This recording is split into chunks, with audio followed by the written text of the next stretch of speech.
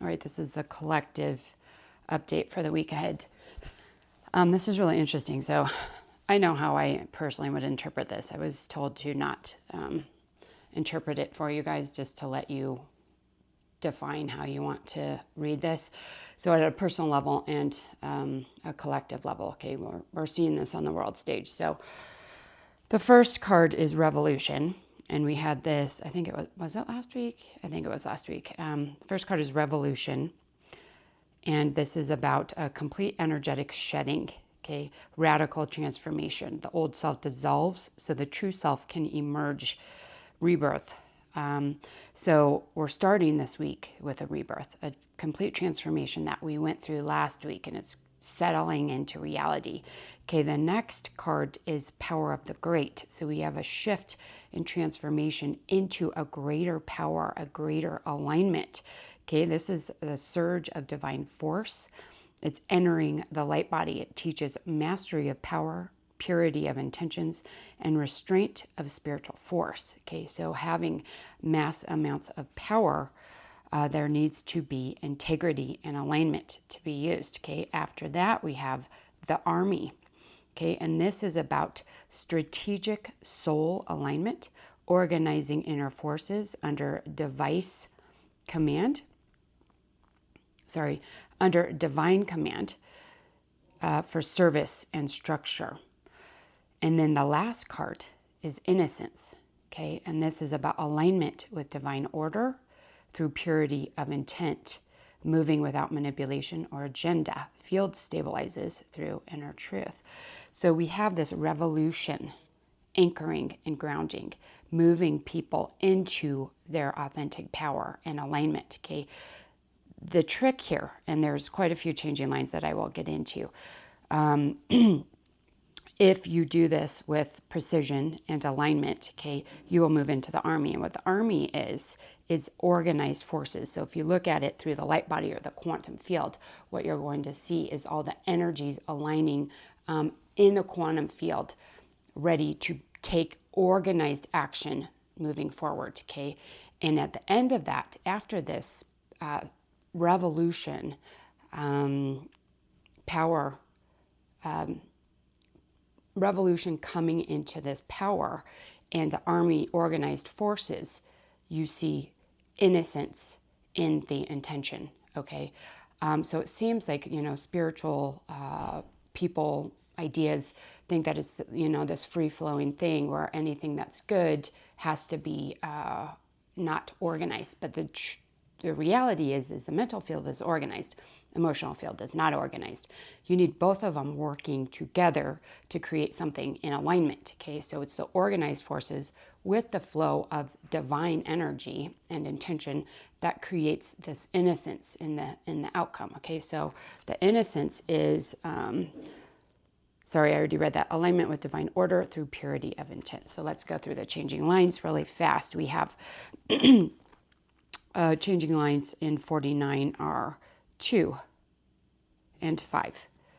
Right timing ensures success. Don't rush revolution. Wait for the inner green light. Okay, so no rushing here. Divine timing is at play, so make sure you're paying attention to that. 5, right use of power initiates rebirth. Lead the change, not through force, but through truth. So this change, this revolution is actually in divine timing, in right timing in the collective level, and it also is a change through truth, okay? Then we have the power of the great, changing to the army, changing lines 1, 3, and 4. The charge begins to build. Contain it until it's clear where it belongs. So the revolution is still grounding. The power is gaining momentum. So there is no need to force power into anything. Allow it to integrate before making any major shifts, okay? And then we have 3 here. Wild forces break flow. Let strength be tempered by inner clarity. So any movement or strength or power that is accumulated this week or at any point in time, there's a need to temper it with clarity. So don't just act from raw emotion, pressure or triggers, okay? It needs to be integrated, tempered, and then you can take action there. And then the last one line here is 4, power aligned with wisdom becomes transmission.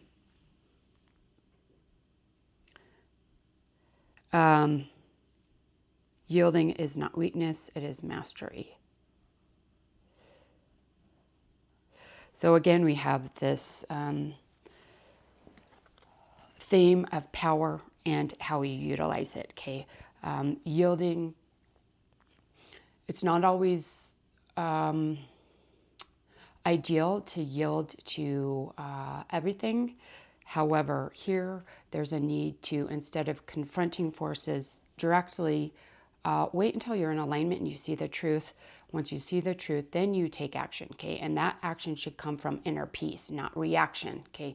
Reaction comes from triggers, distortions, dissonance in your field, or programs, okay? If you are not programmed, you don't have distortions in your field, you're not going to react to external stimuli, okay? That's not how it works. You come into that calm center from that place, then you go, oh, this is the right action. Oh, this is the truth, okay? You find the truth through clarity with flow and energy as well as structure, okay? And then the last changing lines here, we have 1, 2, 4, 5, 6. So there's a lot here with the army. There's an initiation into service. Individual joins collective mission. Align your will with your purpose. 2, leadership through inner calm. Command from the heart, not the ego.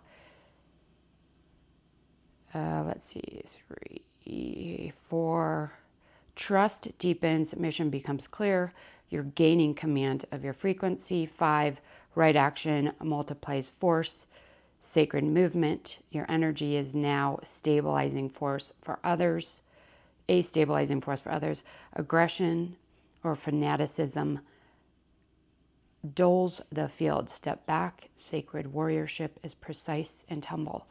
So essentially what we're seeing is the shift into divine power, the army being activated, and that being in alignment, but there's caution here, okay? There's caution about what you're aligning with, okay, internally. Are you clear? Are you reacting from will, ego will? Are you reacting, or are you acting consciously? Okay, if you're acting consciously, that means that you know exactly why you're taking action, and it aligns with truth and it aligns with divine flow. Okay, there is no programs or triggers creating that action, okay?